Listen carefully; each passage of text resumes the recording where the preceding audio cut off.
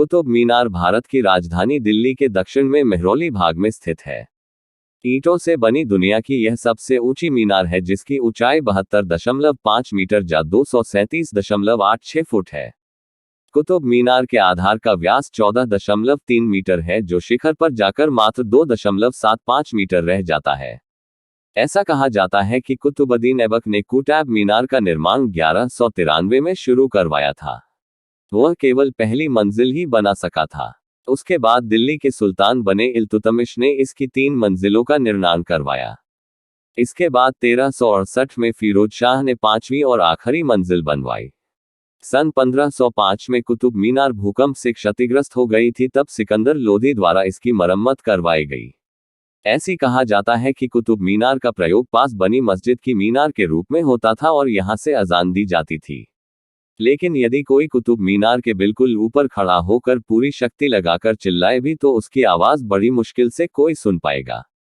कुतुब मीनार लाल और हल्के पीले पत्थर से बनाई गई है।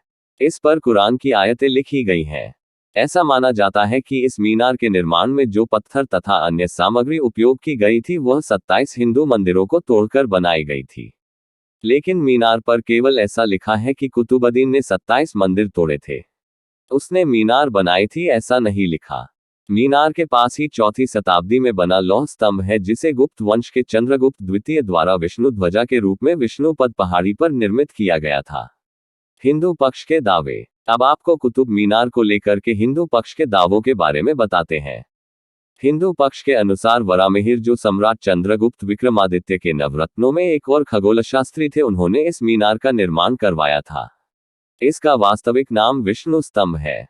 वराहमिहिर ने मीनार यानी स्तंभ के चारों और नक्षत्रों के अध्ययन के लिए 27 कलापूर्ण परित्यों का निर्माण करवाया था। इन परित्यों पर हिंदू देवी देवताओं के चित्र बने हुए थे।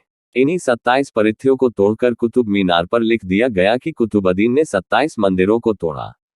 मीनार चारों ओर के निर्माण का ही भाग लगता है, अलग से बनवाया हुआ नहीं लगता। इसमें मूल रूप में 7 मंजिलें थी।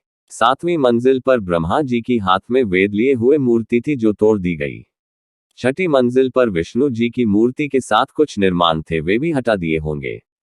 इसका सबसे बड़ा सबूत पास में ही खड़ा लौह स्तंभ है, जिस पर ब्राह्मी भाषा में लिखा हुआ है कि गरुड़ ध्वज सम्राट चंद्रगुप्त विक्रमादित्य 380-414 ईस्वी द्वारा स्थापित किया गया।